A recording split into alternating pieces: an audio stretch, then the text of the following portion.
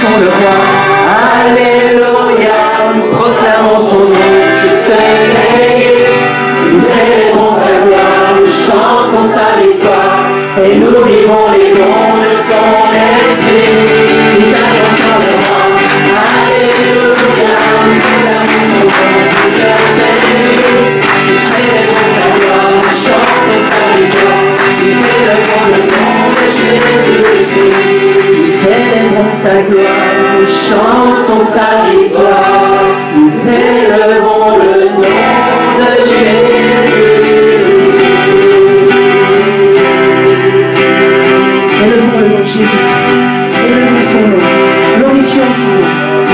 Tu es le Seigneur des Seigneurs, le Roi des Rois. Tu as vaincu la mort, tu es notre rocher, notre appui. Louons chacun notre place à haute voix. Louons le Seigneur pour qui il est pour nous. Seigneur, tu es mon rocher, tu es mon appui, tu es ma force, tu es mon salut, tu es ma victoire. Allons-y dans un brouhaha, allons-y tous ensemble. Chacun dit ce qu'il a envie de dire au Seigneur, qui il est pour nous. Tu es celui qui m'aime, tu es celui qui me porte.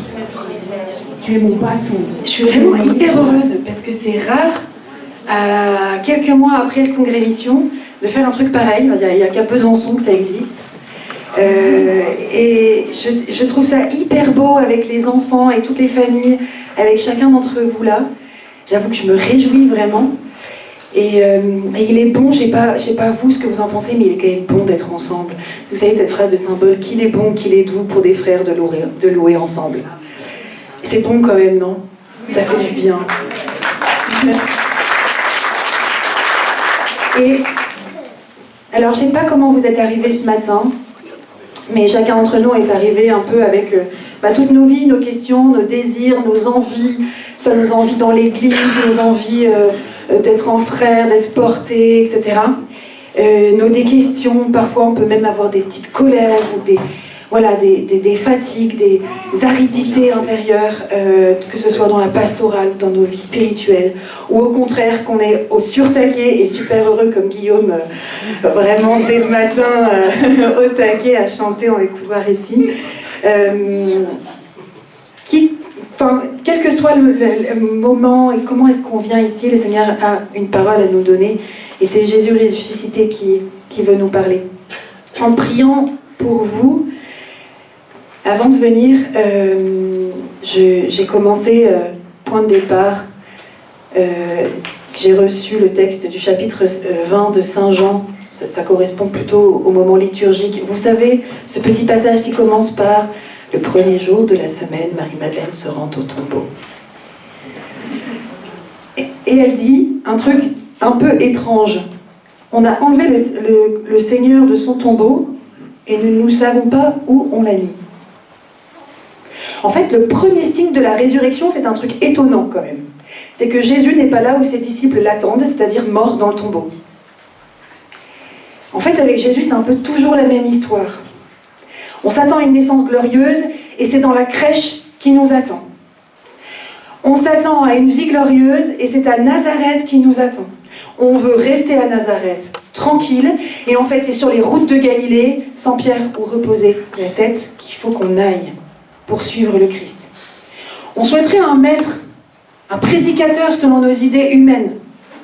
Et en fait, on a affaire à un maître tout à fait différent, qui mange avec tous, qui mange, qui boit, qui guérit les malades les uns après les autres, mais en fait, Jésus, t'es venu là pour faire quoi, en fait?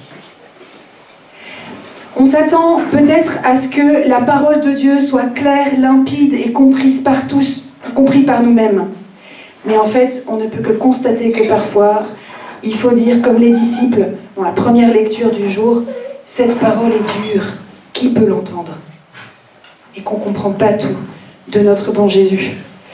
Si j'attends Jésus comme un guerrier, comme une sorte de super président, quelqu'un qui renouvellerait l'identité de ma nation ou qui mettrait un nouvel ordre social, je dois quitter cette idée pour suivre un homme sur un âne qui va mourir à Jérusalem. Si j'attends une victoire humaine, il faut que je quitte cette idée pour accueillir la victoire qu'est la croix. Après la résurrection, je dois encore me déplacer de mes idées. Parce qu'en fait, Dieu choisit de se révéler comme ressuscité par des bras cassés, comme nous, là ce matin. En fait, si Dieu vient d'abord nous rencontrer là où nous sommes, nous devons ensuite nous retourner comme Marie-Madeleine, nous détourner parfois de ce qu'on pense de Dieu pour pouvoir le suivre. S'étant retourné, Marie-Madeleine le reconnaît. Voilà la condition sine qua non à la vie avec le ressuscité. Il faut avoir une vie de retournement, une vie de condition, une de conversion. Pas une fois, mais toutes les fois que nécessaire. De quoi avons-nous donc personnellement besoin ce matin? De retournement, de conversion. De quoi nos paroisses ont-elles besoin? De conversion. De quoi nos aumôneries, nos mouvements, nos structures ont-elles besoin? De conversion. De quoi nos diocèses ont-elles besoin? Au fond, véritablement, de conversion. De quoi a besoin le monde? Que nous nous convertissions, nous, afin que nous soyons des vrais témoins, pour que lui se convertisse. C'est la réponse à beaucoup de nos questions ce matin. La conversion. Et nous devons tous, nous retourner, nous détourner de nos petites cases, changer pour nous accorder à Dieu. Le vrai changement, c'est maintenant, et c'est Dieu. Sortir Dieu de la case un peu qu'on lui a donnée, vous savez, on se met nos petites cases, Dieu c'est comme ça, ça passe par telle sensibilité. Et puis peut-être lâcher aussi, vous savez, les conditions suspensives qu'on met à nos contrats avec Dieu dans notre engagement, dans notre vie spirituelle. Vous savez, le bon nombre de petits astérix qu'il y a en bas de la page qu'on se met peut-être à nous-mêmes, qu'on met à nos églises et qu'on met à Dieu. Alors, je vous propose, en première étape, comme Marie-Madeleine, on a tous besoin d'un retournement. Aujourd'hui, que peut-être nous puissions identifier un besoin de retournement. Vous pouvez fermer les yeux. Acceptons que Dieu veuille nous retourner pour le voir. Soyons prêts à une nouvelle étape de conversion ce matin. Demandons-lui, appelle-moi Seigneur, là où j'ai besoin d'être retourné. Peut-être que vous recevrez une lumière, une conversion viendra dans la matinée, pendant un atelier, dans cette semaine. Par un atelier, un livre. Seigneur, appelle-nous par notre prénom, pour que nous puissions nous retourner comme Marie-Madeleine et dire « Rabouni, c'est toi ».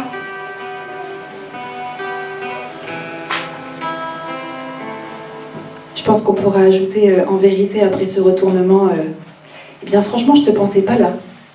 Ou en tout cas pas comme ça. Parce que c'est comme ça que ça se passe avec le Seigneur. Mais la conversion n'est pas seulement une question personnelle, c'est aussi une question communautaire. J'ai récemment un peu plus lu et étudié les Actes des Apôtres. C'est assez bouleversant de voir comment la communauté marque chaque étape de maturation, de mission, de transformation que vit la première communauté des disciples. À partir de Jésus, nous sommes appelés en équipe. Dans l'Ancien Testament, c'est des prophètes souvent qui sont appelés seuls en vue de bénir et conduire l'ensemble du peuple. À partir du Christ, c'est en équipe. Pierre et André, Jacques et Jean, Marthe, Marie, Lazare, les 72, les 12, bref, de toute façon, on fait partie d'une équipe. L'équipe de Dieu. On peut lire dans le catéchisme de l'Église catholique au numéro 166, « La foi est un acte personnel, la réponse libre de l'homme à l'initiative de Dieu qui se révèle. Mais la foi n'est pas un acte isolé.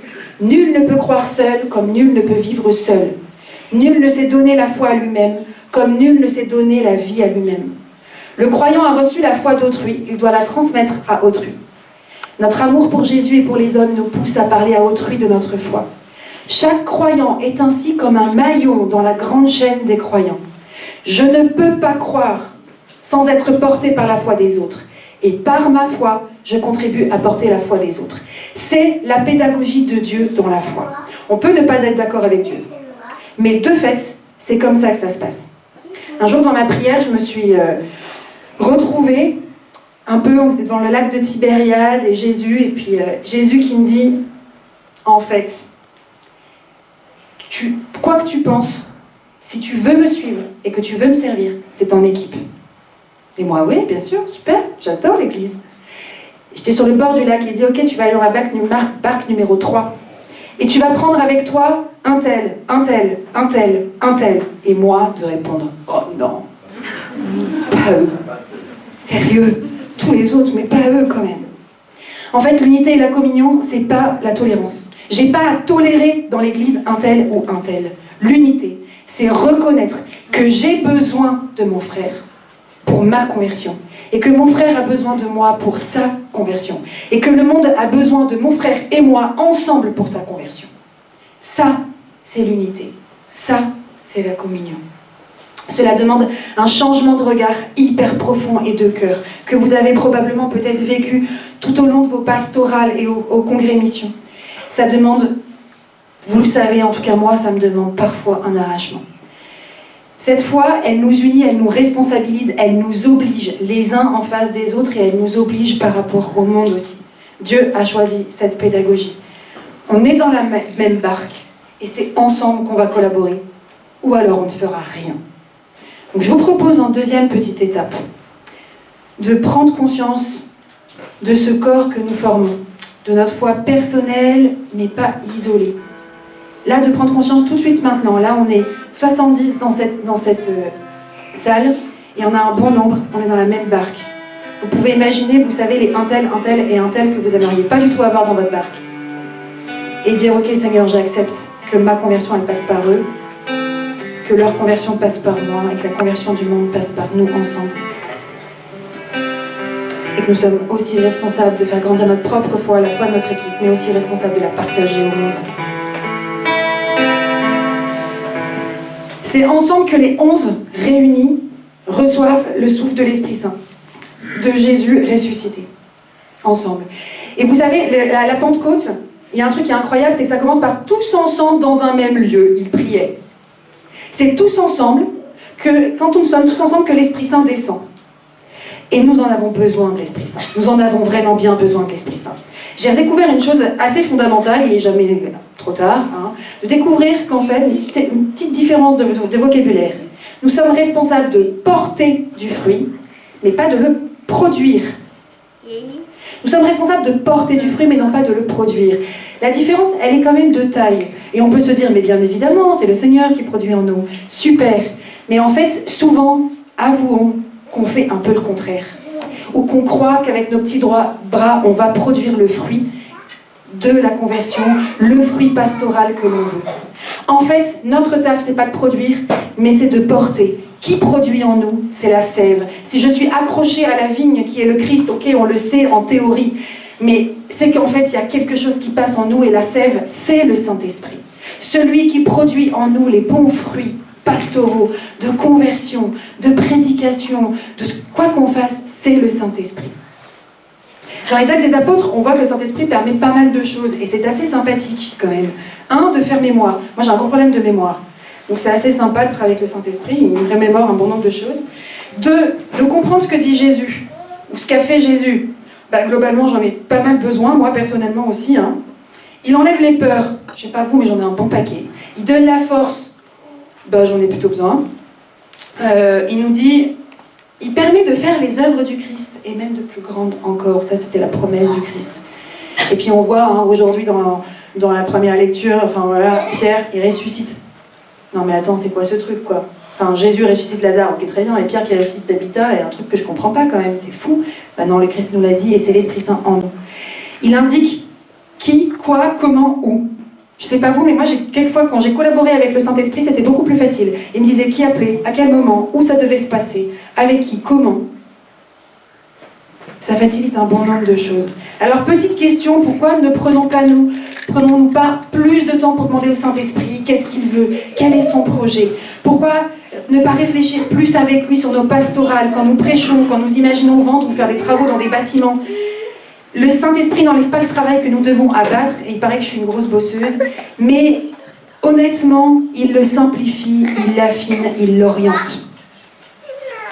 Ça, je ne vous dis pas qu'avec le Saint-Esprit, on va arriver dans Hollywood avec une success story et une histoire de paillettes, mais parce que le Seigneur, il nous appelle, on le sait, la collaboration avec le Saint-Esprit, c'est et la croix, et les fruits, et les fruits, et la croix. Et quelquefois, on voit souvent l'un des deux.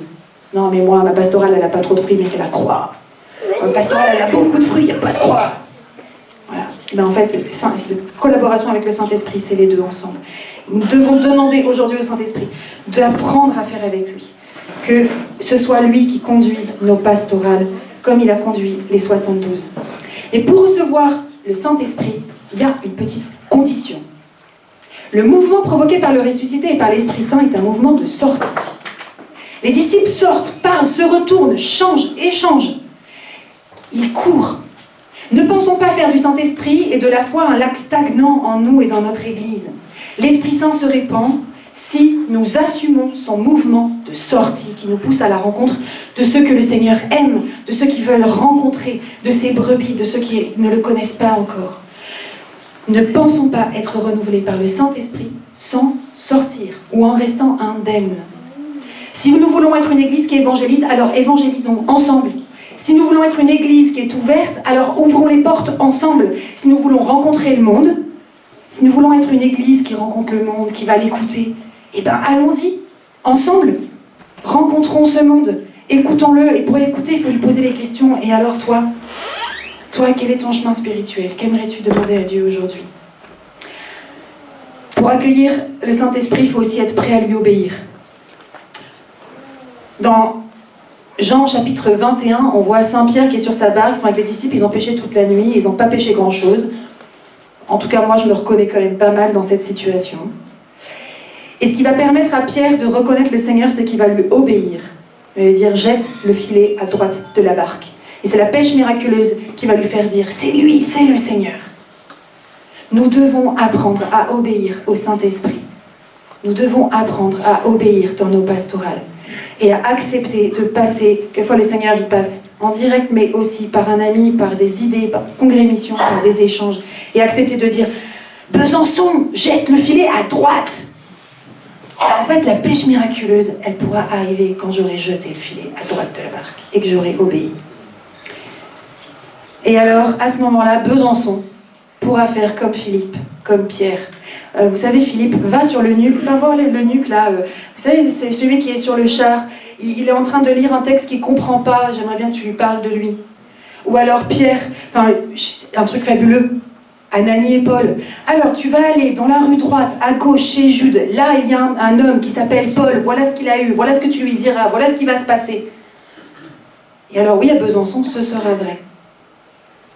Je vous propose donc, en ce matin, qu'on se mette à prier. Vous pouvez vous mettre debout, à genoux, fermer les yeux, faire ce que vous voulez. Mais qu'on puisse vraiment prier ensemble. Pour que nous puissions vraiment vivre ces différents mouvements. Aujourd'hui et toute cette année. Que le Seigneur nous convertisse. Vraiment. Et convertisse nos pastorales. Qu'on puisse se retourner comme Marie-Madeleine. Dans notre vie pastorale, dans notre vie spirituelle. Que nous ayons une vraie grâce de communion aujourd'hui. Et toute l'année, nous sommes membres les uns des autres, dit Saint Paul. Puissions-nous être unis pour être renouvelés par le Saint-Esprit. Accueillons aussi la sève du Saint-Esprit. Acceptons de lui demander son avis. Apprenons à l'écouter, à lui obéir. À assumer son mouvement missionnaire qui sort. Seigneur Saint-Esprit, nous te demandons de vraiment descendre sur nous. Nous te demandons de venir achever et continuer ton œuvre en chacun de nous, en ce corps que nous formons, en ce corps qui est l'Église. Saint Jean-Baptiste, les apôtres et les 72, priez pour nous, pour qu'ici à Besançon, nous ayons la foi en Jésus ressuscité. Priez pour que nous acceptions la sève du Saint-Esprit. Priez pour que nous écoutions Dieu et que nous lui obéissions.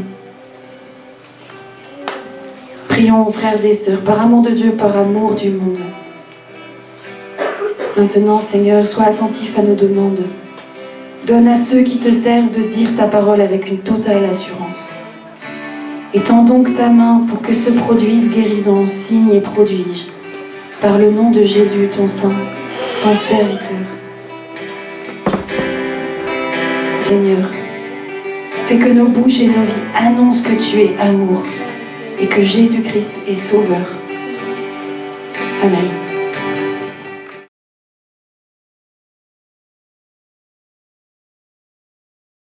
Tout à l'heure, on a été très, très touchés par Clara, par ses paroles. On n'a pas eu le temps de l'applaudir.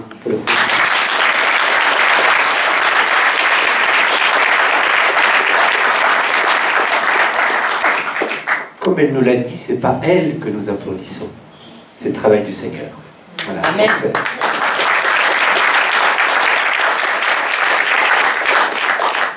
Et puis elle m'a bien fait plaisir parce qu'elle a dit « Vive Besançon ». On peut applaudir Besançon.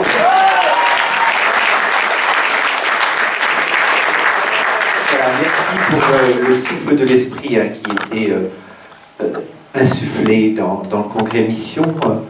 Voilà, merci à chacun d'entre vous de vous laisser transformer par le Seigneur, parce que la question, nous l'avons entendu, elle est au cœur de ce qu'on appelle la transformation pastorale. Que le Seigneur vienne vraiment transformer chacun de nos cœurs. Mais avant Vive Besançon, je crois que c'est Vive Dieu. Voilà, Vive Dieu.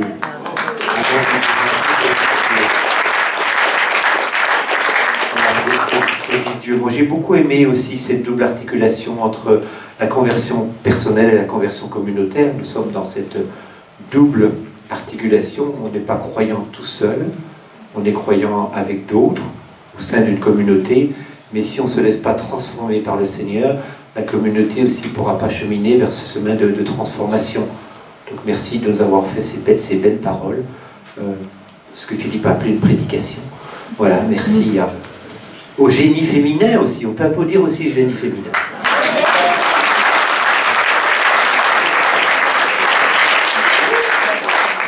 Voilà, tout simplement, ce à quoi je pensais, c'est le double mouvement d'évangélisation.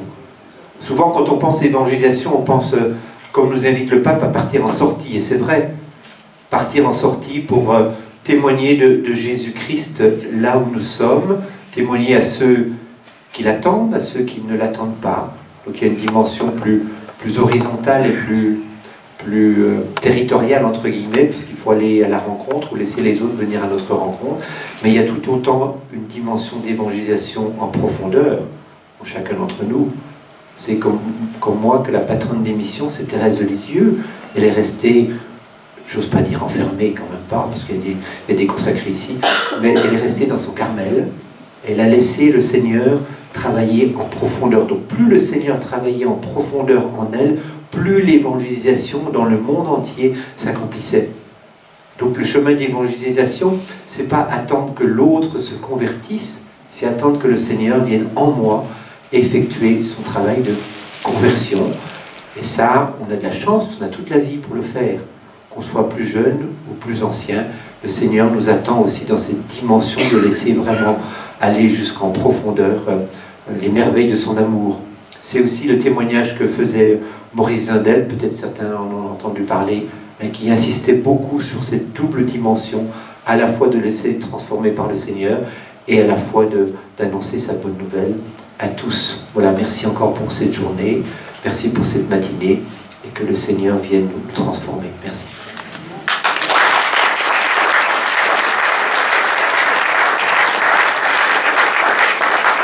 Merci Monseigneur. Alors on va avancer, et puis dans cette idée effectivement de transformer notre cœur et de partager notre foi, on va vous présenter maintenant 4 initiatives missionnaires qui se déploient actuellement sur le diocèse. Donc on va avoir des présentations assez courtes, une dizaine de minutes, et puis on vous invite à être attentif à ces présentations parce que vous pourrez après choisir 2 de ces initiatives missionnaires que vous pourrez retrouver dans des ateliers. Voilà, donc vous serez attentif, vous en choisirez 2 et ensuite vous pourrez passer plus de temps avec les porteurs de ces initiatives dans le cadre d'ateliers qui auront lieu dans la cour.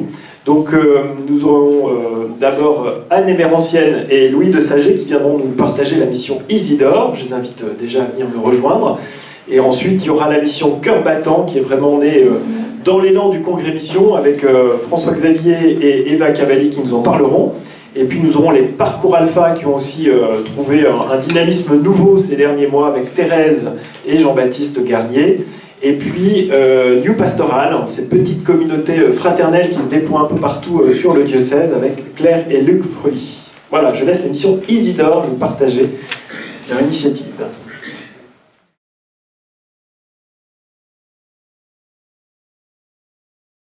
Je vais commencer par me présenter rapidement. Donc, moi, j'appelle Anne Émérancienne. Je suis dans la paroisse, dans le doyenné de Luxeuil-les-Bains pendant 1 an, donc chez le Père Christophe Bazin, qui est ici présent. Alors, je m'appelle Louis de Saget. Je suis comme monseigneur originaire du Jura, mais en mission ici pour vous aujourd'hui. Et du coup, C'est moi qui vais vous présenter la mission Isidore et Anne Émérantienne vous présentera un témoignage. Et moi j'ai été envoyé en mission l'année dernière dans le diocèse d'Auvergne. Présenter. Alors, la mission Isidore est née d'une initiative de deux jeunes filles étudiantes comme nous à cette époque, Dauphine et Isabelle, qui ont eu envie, pendant une année de césure avec leur école, de partir dans la paroisse de vacances de l'une d'elles pour être au service. Elles ont fait 6 mois dans une paroisse de vacances et 6 mois dans la paroisse d'à côté. Et c'est pour ça que Monseigneur Percereau, qui était à ce moment-là évêque, dans le lieu, leur a indiqué qu'il était bon de continuer, que c'était une belle mission et qu'il fallait monter une association et faire que d'autres jeunes puissent partir. Et cet appel a porté du fruit, parce qu'aujourd'hui nous avons 8 missions depuis 2017 qui sont parties, dont Anne Émérantienne qui font partie. Cette année, nous avons 4 missions avec joie. Voilà, donc pendant la mission, nous sommes envoyés avec une autre personne, dont la plupart du temps on ne sait pas qui c'est. Donc c'est là aussi l'appel communautaire, la joie d'être envoyé avec un autre disciple qu'on ne connaît pas. Et c'est un vrai défi, mais en même temps c'est une vraie joie. Du coup, nous sommes envoyés par deux pendant 1 an à 6 mois pour servir la paroisse en discernement avec les prêtres du lieu qui nous accueillent, la communauté qui nous accueille. On demande à ce que quand nous partions, il y ait déjà un élan missionnaire, une envie, un souffle qui est déjà là. Et nous, on va apporter nos petites mains pour porter ce souffle aussi. Souvent, ce que j'ai l'habitude de dire, c'est que aux paroissiens, nous, on vient donner 1 an, mais on vient donner 1 an pour vous. Parce qu'en fait, on sait que vous avez les idées, que Dieu vous parle avec votre lieu, vous connaissez mieux votre paroisse que nous. Donc, vous savez quelles sont les bonnes solutions. Et nous, on vient juste vous prêter nos mains, parce que vous n'avez peut-être pas toujours le temps de les prendre. Donc voilà, prendre les vôtres pour le faire, nous, on vient donner les nôtres. Voilà. Et donc, après, pour les détails pratiques, peut-être on pourra voir ensemble, plus personnellement, si jamais vous avez besoin. Et je vais laisser Anne Émérantienne continuer. Simplement vous partager le pourquoi de la mission Isidore, pourquoi nous jeunes, on vient à la mission Isidore. Donc je vais vous partager mon désir personnel. Chacun vient avec ce qu'il est, évidemment. Moi, j'ai énormément reçu dans ma paroisse. Et donc c'est dans ce désir-là de rendre à d'autres ce que j'avais reçu. En fait, ce que j'ai reçu m'a permis de me dire, de me construire dans ma foi et de réaliser que sans ma foi, en fait, je ne pouvais pas aller bien loin. Donc moi, j'avais commencé ma vie professionnelle, donc je fais une formation d'instit, et je sentais que je pouvais vivre ma vie normalement, comme tout le monde, ou alors je pouvais entrer dans une démarche de conversion. Et donc c'est vraiment de ce désir de conversion que je suis partie, personnelle, et puis aussi d'apporter ma petite pierre à l'église et de me mettre au service de mon église. Ce qui m'a beaucoup touchée dans le concept de la mission Isidore, c'est les 3 piliers de la vie de prière, la vie fraternelle, et puis le service et la mission. Donc ça, c'est une vraie joie. Donc on peut s'ancrer dans le Christ, aussi apporter cela à la communauté en place. Donc on vit la prière avec les sœurs, avec les prêtres. Donc on a une belle vie de prière. Et puis, ce qui est le moteur un peu dans notre mission, c'est la vie fraternelle. Donc comme disait Louis, c'est pas toujours facile, parce qu'on passe... un binôme, c'est la personne avec qui on passe le plus de temps dans notre vie, parce qu'on fait tout avec elle, quoi. Mais c'est aussi beaucoup de sources d'une conversion et de joie. Pour les détails, on viendra tout à l'heure. Si vous avez des questions, vous n'hésiterez pas. Et en fait, il y a un temps de discernement, de découverte de la paroisse le mois de septembre, et puis après, on est envoyé en mission. Donc, je vais vous dire juste largement un peu de l'émission dans lesquelles on est envoyé. Nous, c'est avec Clotilde, donc qui n'est pas là. Nous, on a des missions en liturgie. On aide aussi la paroisse pour des missions porte-à-porte avec notre curé. On fait de la présence au collège Saint-Colomban. Voilà, plein de petites choses aussi. On aide au catéchisme. Des petites choses à laquelle on apporte notre petite pierre, et on essaiera peut-être de faire en sorte qu'il y ait du suivi derrière. Mais sinon, non, c'est pas grave. Donc beaucoup de joie dans cette mission, et ce qui est vraiment beau, c'est aussi cette découverte de l'Église, en fait. Je pensais connaître l'Église, et non, on a toujours à la redécouvrir et à découvrir qui est dans la barque avec nous. sur ce chemin. Voilà.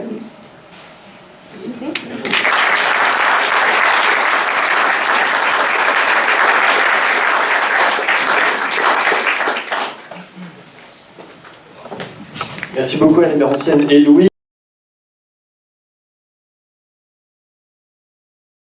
En relisant les notes, que je n'ai pas relues d'ailleurs, je me suis aperçu qu'on n'avait pas expliqué d'où était née cette initiative. Et en fait, je pense qu'il faut rendre à Dieu ce qui est à Dieu. C'est lui qui nous a appelés à sortir sur une soirée de relecture du Congrès Mission. On était plusieurs couples à se dire qu'en fait, voilà, on ne pouvait pas rester comme ça. Le Seigneur nous a beaucoup donné pendant ce Congrès Mission et il veut faire beaucoup pour notre diocèse, pour notre Église. Et donc on s'est senti plusieurs couples appelés à poursuivre un peu ce qui s'était vécu, notamment à la soirée de veillée d'évangélisation du samedi soir, et à le poursuivre d'une manière ou d'une autre. Et donc est née cette petite réflexion qui a duré quelques mois autour de quoi faire. Et donc finalement est apparue cette idée de continuer à porter cette évangélisation sur ce secteur de Battant, et un peu dans le même format que ce qu'on avait vécu au Congrès Mission, mais de manière évidemment plus modeste et avec des moyens beaucoup moins importants pour l'instant. Maintenant, à la grâce du ciel, on attend toujours, tout comme ce qui se dit dans les Actes des Apôtres, chaque jour, le Seigneur envoyait des frères s'adjoindre à la communauté. Donc voilà, sentez-vous libre d'y répondre, de répondre à cet appel du Seigneur, parce que c'est lui qui nous appelle à porter sa parole d'une manière ou d'une autre. Alors maintenant, je te laisse la parole. Je conduis l'introduction. Donc, qu'est-ce qu'on fait à la mission Cœur Battant? On déambule dans les rues deux par deux et on annonce notre foi. On annonce notre certitude que Jésus est mort, ressuscité par amour pour nous, par amour pour eux, et on leur témoigne comment Jésus impacte notre quotidien, un petit peu. Alors on voulait vous dire que rien ne nous prédestinait d'être missionnaires de rue. Tous les deux, on était des enfants très très timides. Moi, je ne parlais pas aux personnes, surtout pas aux adultes. Et je détestais qu'on m'accose dans la rue. Donc, Non, j'ai changé quand même, j'ai changé. Amen. Voilà, donc François, mon époux, était un enfant très timide aussi. Il y en a beaucoup qui croyaient qu'il était autiste. Donc voilà, ça... Bon voilà, donc du coup, pour vous dire que, en fait, on a laissé un petit peu, Jésus installé dans notre vie tout doucement. On était des chrétiens lambda un petit peu, des chrétiens de dimanche, et puis on a fait du chemin avec Jésus qui devient un ami de plus en plus important dans notre vie et qui nous pousse à sortir de notre zone de confort.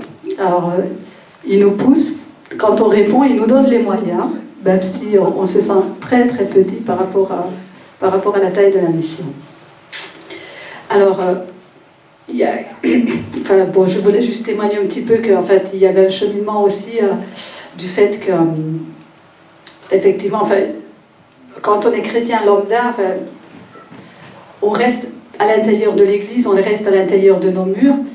Et un jour, une parole qui m'a parlé ainsi: parce que tu es tiède et que tu n'es ni froid ni brûlant, je vais te vomir de ma bouche, dit le Seigneur dans l'Apocalypse.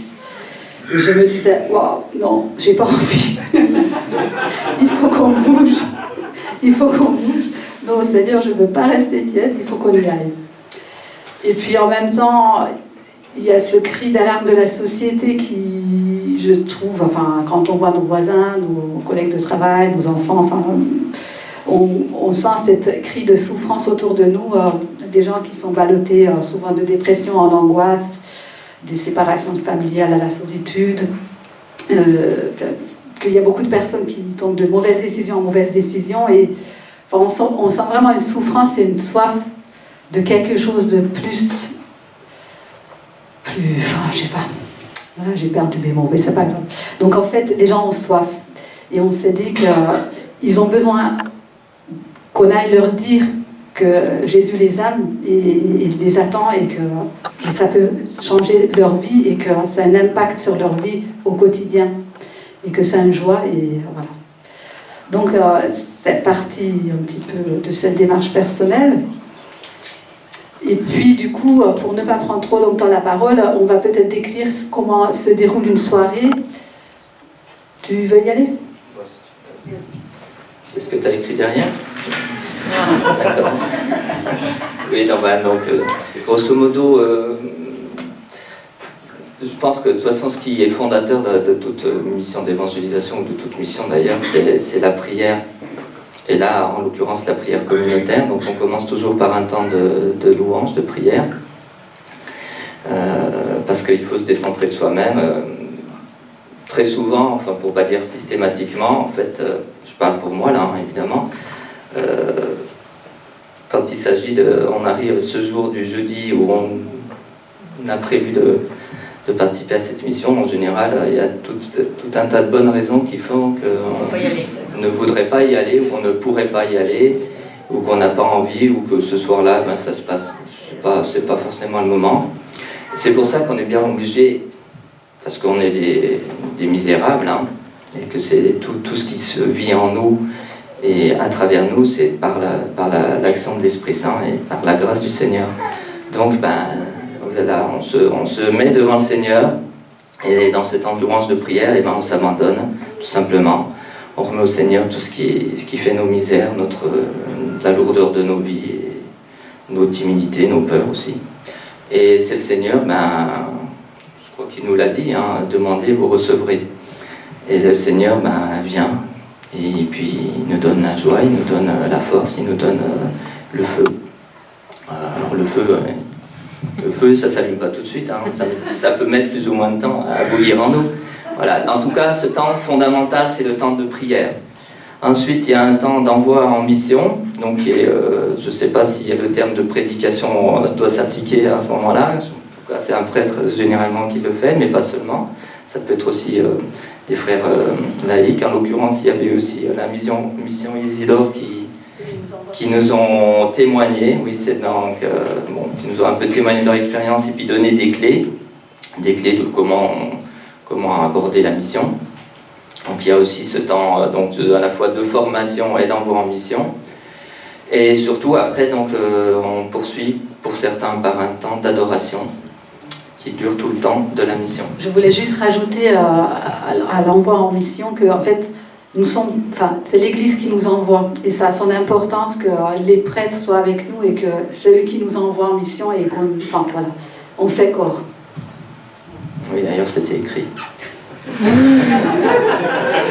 Et donc, on poursuit donc évidemment, ben, pour ceux qui sont en adoration, ils nous portent dans la prière, ils portent tous ceux qui sont partis et tous ceux qu'on va rencontrer dans la prière, parce qu'évidemment c'est l'Esprit Saint qui nous guide, ou en tout cas on doit se laisser guider par l'Esprit Saint si on veut que les fruits naissent en nous et à travers nous. Et donc en général ça dure 1 heure, 1 heure et quart, 1 heure et demie pour ceux qui sont les moins disciplinés. Et on se retrouve à la fin de l'adoration pour porter tous ceux qu'on a rencontrés dans la prière, les remettre au Seigneur pour que le Seigneur puisse continuer son œuvre en eux, ceux qu'on a rencontrés. Et à la fin, donc, alors maintenant je sais ils poursuivent l'adoration, si j'ai bien compris. En tout cas, la dernière fois ça s'est poursuivi. Oui, parce qu'à l'église de la Madeleine d'où nous partons en mission, ils mettent en place une adoration sur 24 heures tous les jeudis, c'est ça? Donc du coup, en fait, on rentre dans leur créneau et puis du coup, en fait, voilà. Donc c'est beau aussi de voir que finalement, on s'intègre dans une démarche ecclésiale plus globale. Et donc à la fin, donc, une fois qu'on a fini de rendre grâce, et ben, on se retrouve pour partager entre nous, et puis autour d'un café, d'une tisane, etc.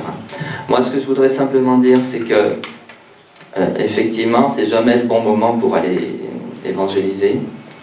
On ne se sent jamais ni assez intelligent, ni assez prêt, ni assez fort, ni quoi que ce soit, ce qui est d'ailleurs un bon signe, parce que Si on se sentait le contraire, ça voudrait dire qu'on ne laisse pas la place au Seigneur et que c'est dans nos faiblesses que le Seigneur agit. Ça, moi, j'en suis à peu près convaincu.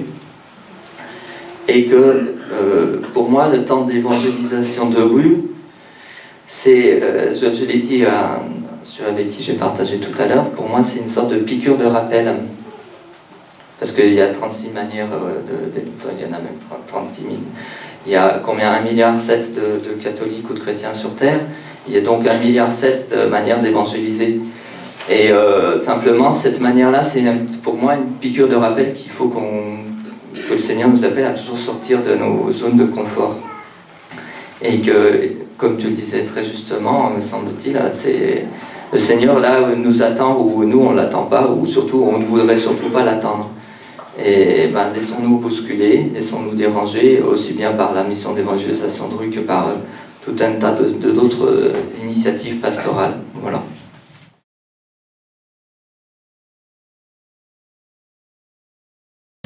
Voilà, les fruits du congrès mission, il y a plein de fruits sur l'arbre. On a réussi à greffer dans le houdou des bananes, des poires, je sais pas ce qu'il y a, des mangues, je crois. Donc il y a toutes sortes de fruits qui ont découlé du congrès mission. Donc on va vous les partager. Donc sur deux niveaux, le niveau parcours alpha, donc on aura un stand tout à l'heure, on ne rentrera pas trop dans les détails tout de suite, mais venez nous poser des questions si vous voulez en savoir plus. Et puis ce qu'on a mis en place il y a quelques années, qui s'appelle Convoi spirituel, qu'on va détailler tout de suite. Voilà. Donc au niveau des parcours alpha, il y avait déjà 3 parcours qui étaient en cours avant le congrès mission, et ils ont redémarré avec sûrement une dynamique. Et le parcours de Besançon vient de se terminer cette semaine. Val-d'Aon, il y a déjà quelques semaines. Et puis nous, Ornans, on est sur Ornans. Avant, on était sur Notre-Dame-du-Chêne. Il y a des travaux actuellement à Notre-Dame-du-Chêne. Donc, on est en cours. Voilà. Depuis le congrès mission, on a eu des demandes pour le parcours classique, ce qui est l'évangélisation du Christ indirect. Et vous verrez qu'Alpha, il y a plein de types de parcours pour les jeunes et également pour les couples. On a des demandes également. Ça de la part des paroisses, donc on en a rencontré quelques-unes. Ce qui était fort par rapport au congrès mission, pour moi, c'est le lien avec Paris. Les permanents de Paris, souvent on les avait au téléphone ou en visio, mais on ne les connaissait pas. Et là, le fait que des gens du national viennent ici à Besançon, ça a créé des liens. Et pour moi, c'est très important dans les deux sens. Parce qu'il y a des gens de Paris qui n'étaient jamais sortis de Paris, même jamais... Je ne sais même pas si c'était au congrès mission à Paris. Donc c'est vraiment important, c'est qu'ils viennent, et c'est ce qu'ils nous ont fait comme retour, c'est qu'ils sont venus sur le terrain, et c'est un effet boomerang, je dirais. Autant pour nous, qui avons une relation directe maintenant avec eux, qui est différente que pour eux. Éléonore qui était là, que vous avez entendu dans la vidéo, qui est responsable de Alpha France. Ouais, c'est ça. Ça a créé du lien au niveau régional, et ça c'est vraiment très important, parce que de ce lien régional, principalement donc la Saône-et-Loire, avec Autun, Dijon, le Jura et Besançon, un peu moins avec Belfort parce que je crois qu'il y a un petit peu un trou en ce moment là-bas, ça va redémarrer. Voilà. Et l'idée c'est qu'on démarre en septembre une formation ensemble, et ça c'est les fruits du congrès mission. Formation pour les animateurs. Ouais, pour les animateurs, ou pour lancer un parcours, voilà, on pourra en parler tout à l'heure. Un petit rappel des parcours alpha, il y a 3 niveaux dans le parcours alpha, dans ce qui concerne alpha.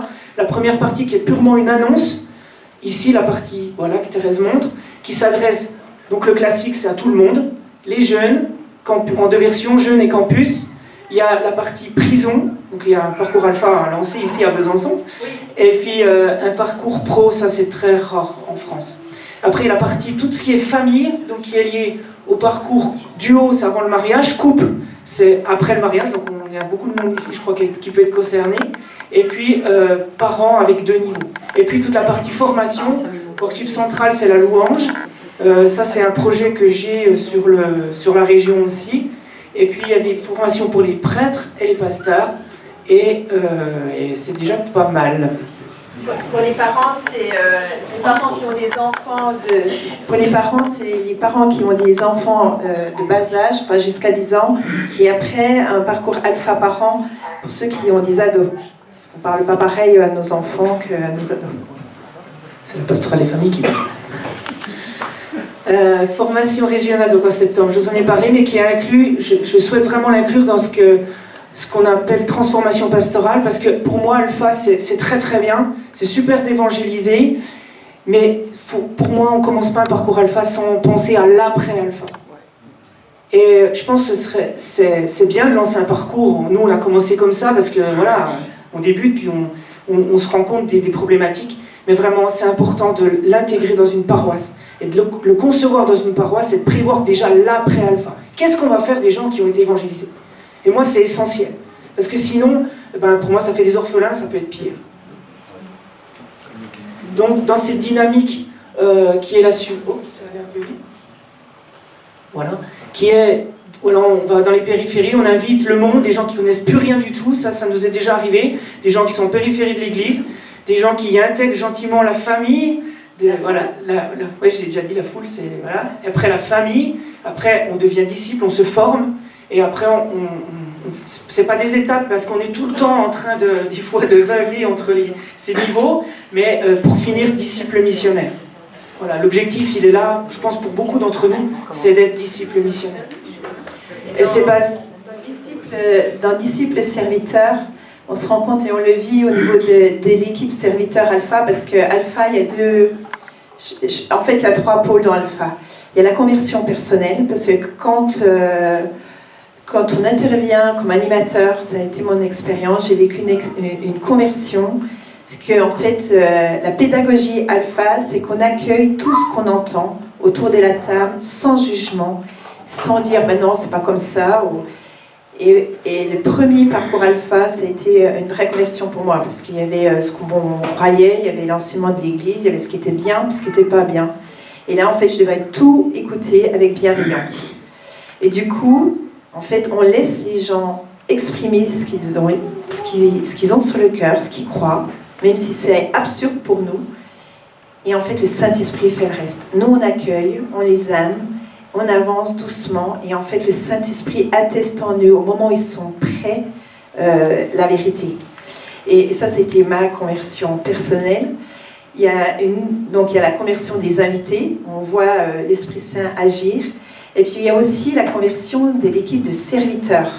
Parce qu'à un moment donné, on vient en tant que serviteur, mais dans l'idée de recevoir, et à un moment donné, on devient serviteur gratuitement, pour se donner gratuitement pour les autres. Il faut entrer à un moment donné, et on sent que c'est des fois pas évident, c'est le serviteur inutile. Hein, Mais on a toujours à travailler. C'est basé sur quelque chose qu'on rabâche, c'est les 5 essentiels, qui sont basés sur la prière, la fraternité, la formation, le service, l'évangélisation.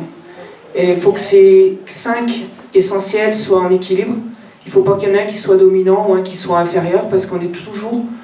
On ne progresse pas, c'est le niveau inférieur qui nous fait être le plus haut.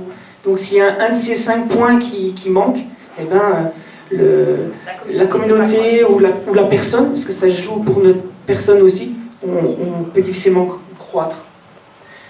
Je reviens en arrière, voilà, c'est bon. Donc, ce que je vous disais tout à l'heure, c'est important d'intégrer le parcours Alpha dans la transformation pastorale, et ça, c'est vraiment le défi d'Alpha aujourd'hui, avec des embauches pour aider les paroisses à faire cette transformation pastorale, et c'est important de le savoir. Donc, il y avait donc une autre initiative qu'on avait mis en place, convoi spirituel, pendant le confinement.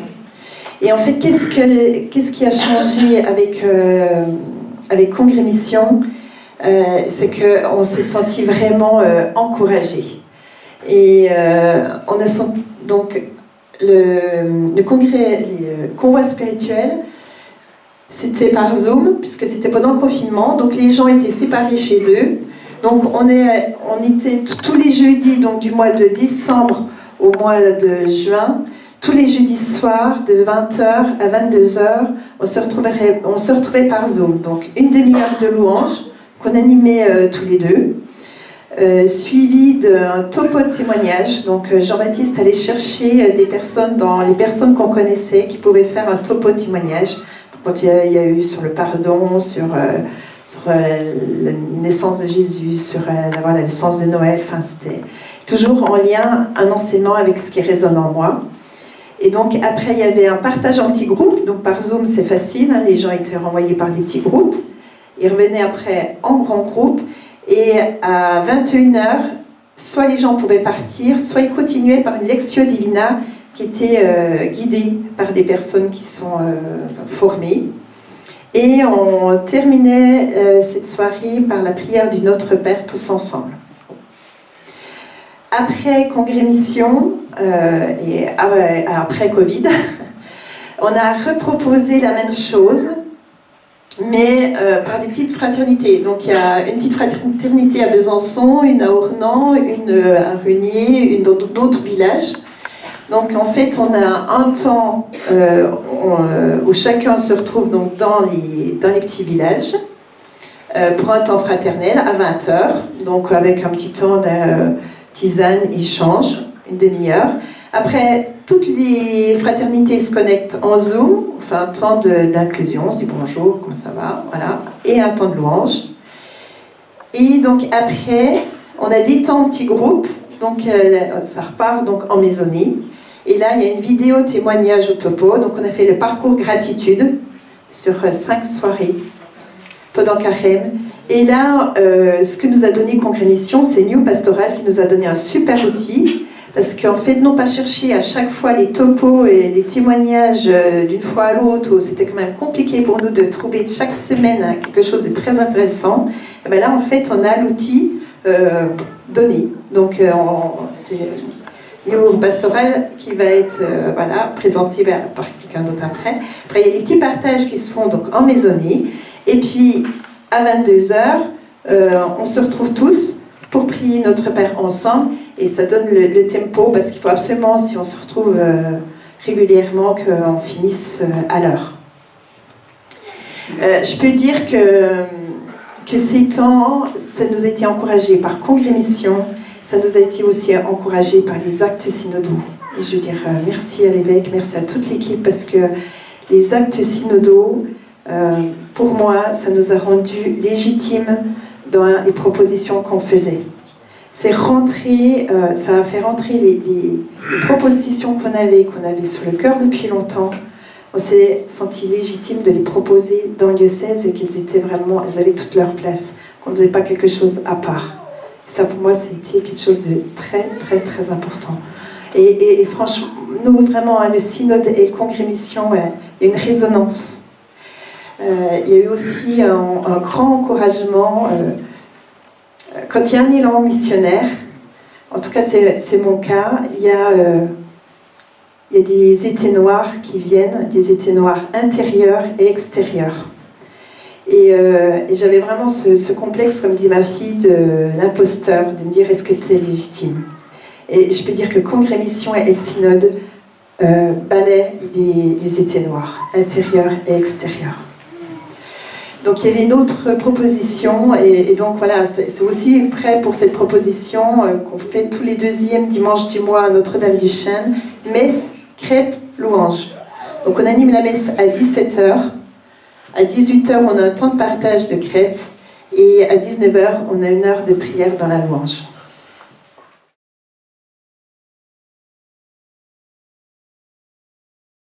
Donc voilà, déjà on se présente, donc Claire et Luc, on habite Choussegot, pareil, pas Besançon, on habite à une trentaine de kilomètres au sud de Besançon, ça fait partie de notre réalité. On est donc mariés depuis bien longtemps, et puis on a 3 enfants, voilà. Et puis en fait, voilà, alors il se trouve que Claire est déléguée pastorale depuis septembre sur notre paroisse, et moi je suis diacre permanent depuis 2018. Voilà donc un peu notre réalité, voilà, pour vous situer un petit peu. Claire va vous parler de la réalité de notre contexte paroissial. Voilà, alors nous on est le petit numéro 3, Quingé au centre, en rouge, c'est 36 communes, 22 clochers pour 9500 habitants pour toute cette petite zone verte. Si on va d'un village à l'autre, c'est à peu près 40 minutes, avec des routes plus ou moins difficiles, notamment l'hiver. Une population qui change de plus en plus. Nous, quand nous sommes arrivés il y a 15 ans, on avait vraiment eu l'ambiance village qu'on a découvert venant de la ville. Et puis les anciens y partent. Les jeunes arrivent, mais ces jeunes-là, on ne les voit pas. Les paroissiens, c'est pareil, des paroissiens qui vieillissent, des paroissiens qui n'ont plus la force de descendre sur le centre de la paroisse pour venir.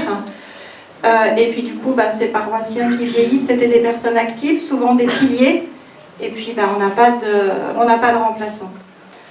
Et à côté de ça, on a de nombreuses personnes qui sont en périphérie, qui ont eu une éducation religieuse. Alors j'ai mis qui croient en quelque chose, parce que quand on discute avec eux, quand on les rencontre dans les villages, voilà, il y a quelque chose, ils sont prêts à le partager. Il y a quelque chose qui les habite, mais ils ne savent pas trop quoi. Il y en a certains qui ont demandé des sacrements, donc des parents d'enfants pour le baptême, pour le mariage, pour la catéchèse, qu'on voit pendant un temps, et puis d'un seul coup, on ne les voit plus, ils disparaissent. Il y en a certains qui se sont préparés aussi à la confirmation, qui ont reçu le sacrement de confirmation, mais a priori, on n'a pas bien su prendre soin d'eux, parce que ou on les a fatigués, puis voilà, ils étaient là pendant un temps, puis là, ils ne sont plus là, donc on n'a sans doute pas su les accueillir. Un peu comme la parabole du semeur, où on a semé, mais voilà, on n'a pas dû mettre d'engrais, il y a quelque chose qu'on n'a pas fait. Et puis beaucoup de gens qui ne se reconnaissent plus dans notre église, et qui ne se sentent plus accueillis, mais qui pourtant sont présents dans nos villages. Donc comment réussir à toucher ces personnes? Alors une proposition New Pastoral. Donc j'ai eu la chance de participer à une rencontre au mois de septembre d'épée curé avec le conseil épiscopal. Et le père Bogdan, qui est à l'origine du projet New Pastoral, avait été invité. Et il nous a présenté avec une collègue donc le New Pastoral. Et quand on a vu, on va vous passer la vidéo, quand on a vu ça avec le père Robert Vulby, donc le curé de la paroisse, on s'est regardé très enthousiaste et on a dit, ça c'est pour nous. Donc voilà, il faut qu'on y aille. Et puis, on a eu une rencontre en ECP, on est arrivé avec notre enthousiasme, et puis voilà. Je crois que, voilà, c'est rien passé. Et ensuite, il y a eu le congrès mission, donc avec Luc, on a, à cause de notre agenda surchargé, on n'a malheureusement pas pu participer. Et le père Robert m'a dit, écoute, il y en a quelques-uns qui étaient au congrès mission, ce serait bien qu'il y ait un retour.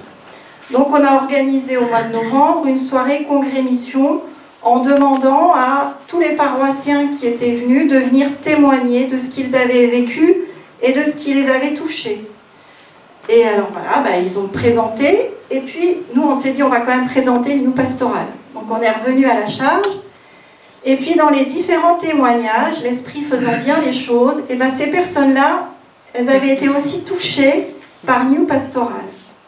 Donc on s'est dit, voilà, le Seigneur il nous remet sur la voie de New Pastoral. Donc avec ces quelques personnes qui ont l'air d'avoir été touchées, on va essayer de monter quelque chose. Alors comme voilà, ça prend toujours un petit peu de temps, comme dans les paroisses, il y a toujours une petite inertie.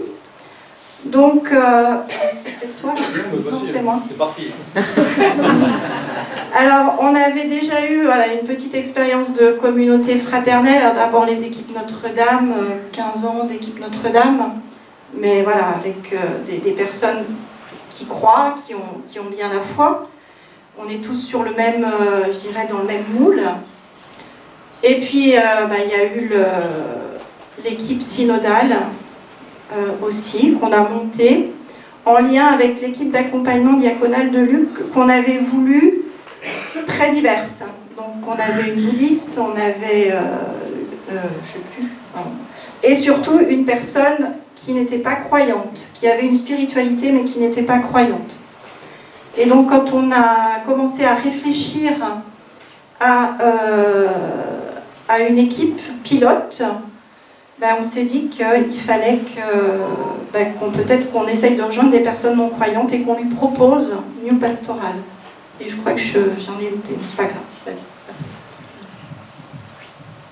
Alors cette proposition, ce qui nous a touché, c'est que c'est vraiment une proposition qui semble adaptée pour tous. Alors encore une fois, on a un retour d'expérience qui est encore très faible, donc on pourra en témoigner un peu plus dans quelques temps, mais effectivement, ça a l'air d'être large, et en tout cas c'est très adapté à notre contexte géographique.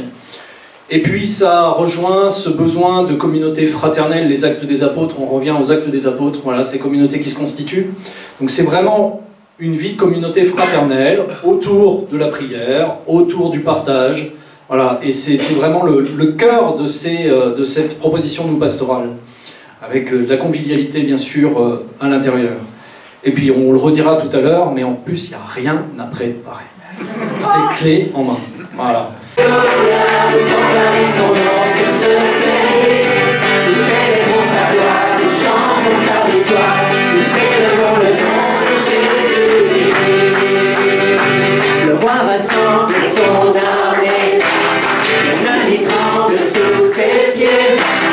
La victoire est assurée. Si nous marchons unis à ses côtés, oh, la foi est notre bouclier. Et sa parole est notre épée. Ses armes nous sont données. Mais que l'hiver pour nous surmonter. Nous annonçons le roi. Alléluia. Nous proclamons son nom sur ce pays.